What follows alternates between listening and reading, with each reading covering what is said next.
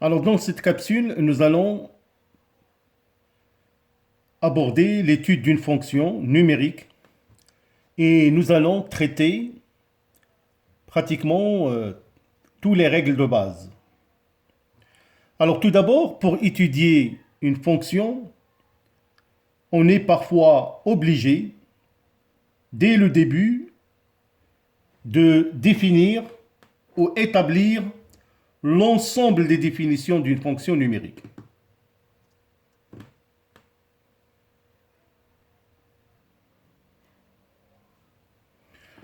Alors, pour cette raison, je vais vous proposer un petit rappel de cours. Alors donc, je vais considérer une fonction f de x.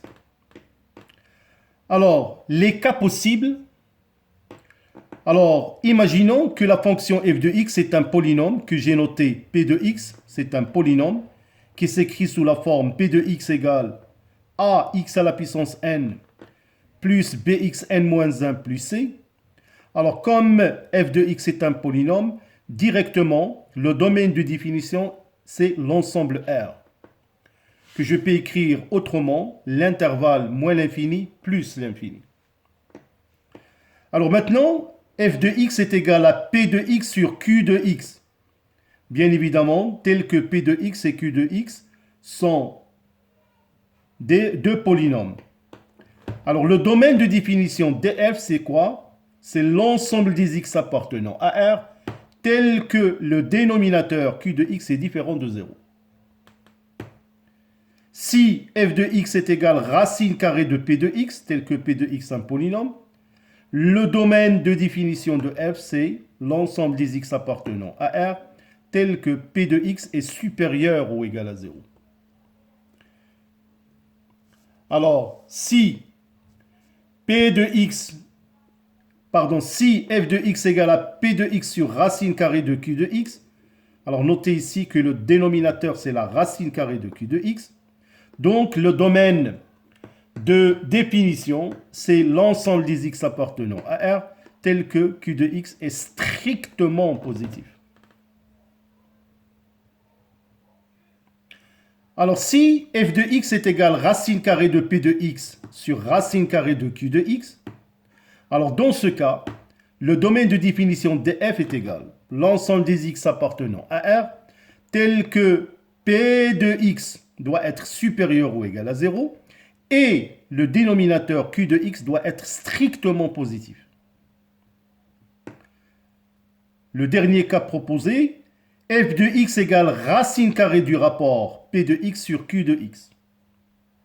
Alors le domaine de définition de f est égal à x appartenant à R tel que le rapport p de x, q de x supérieur ou égal à 0 et q de x différent de 0.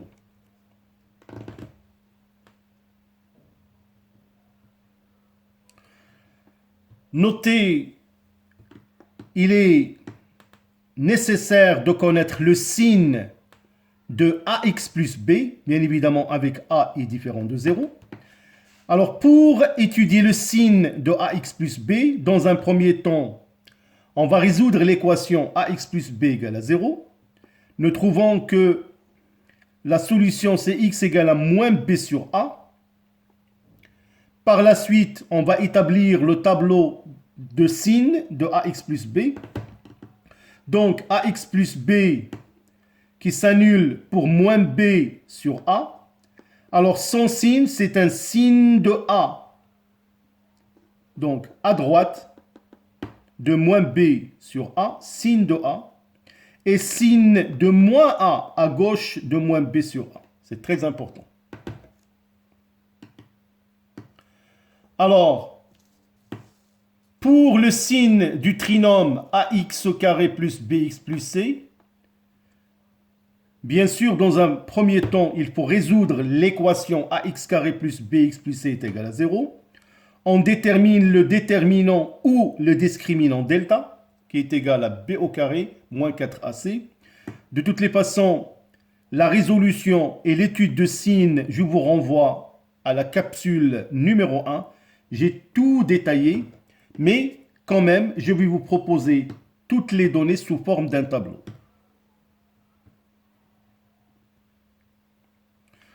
Alors, comme vous pouvez le remarquer, dans le tableau suivant, vous allez trouver d'une part les différentes solutions pour l'équation ax carré plus bx plus c égale à 0 selon les valeurs de delta, les voilà. Et d'autre part, le signe du trinôme ax carré plus bx plus c. Je dis bien du trinôme.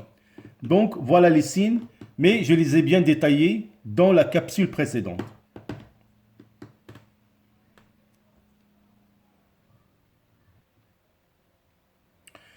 Notez que dans certains cas, parfois j'aurai besoin de faire une factorisation de ax carré plus bx plus c est égal à 0. Alors je crois c'est à retenir, si delta est égal à 0, bien sûr on peut écrire sous forme de factorisation ax carré plus bx plus c égale a facteur de x plus b sur 2a au carré. Si delta est positif, nous avons déjà dit que pour delta positif, l'équation admet deux solutions que j'ai nommées x1, x2. Donc, pour factoriser ax carré plus bx plus c, il est égal à a facteur de x moins x1 facteur de x moins x2. Et comme je vous ai dit, x1 et x2, les deux solutions de ax carré plus bx plus c est égal à 0. Alors c'est à retenir. Si alpha et bêta sont solutions de l'équation ax carré plus bx plus c est égal à 0, alors sachez que la somme alpha plus bêta est égale à moins p sur a et alpha multiplié par bêta est égal à c sur a.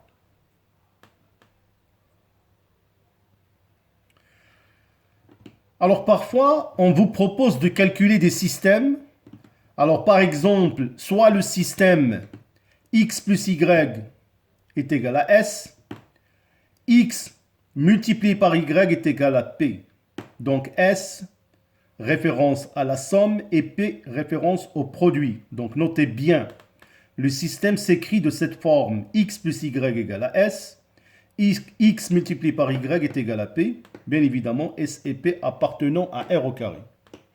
Alors dans ce cas-là, le système admet une solution quand, si et seulement si, S au carré moins 4P est positif.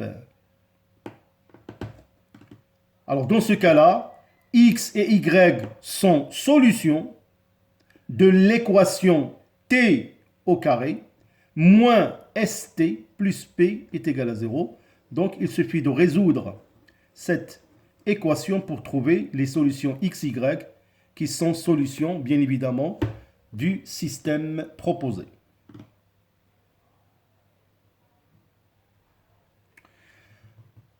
Notons les cas particuliers.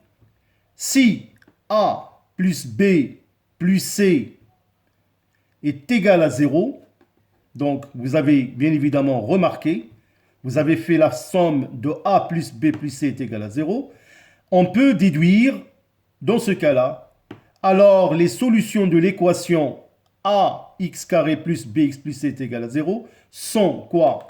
1 et c sur a. Alors ce sont des petites techniques qui vont vous permettre de résoudre directement cette équation du second degré si a plus b plus c est égal à 0. Dans le cas, si a plus c est égal à b, alors les solutions de l'équation ax carré plus bx plus c est égal à 0 sont, dans ce cas, moins 1 et moins c sur a.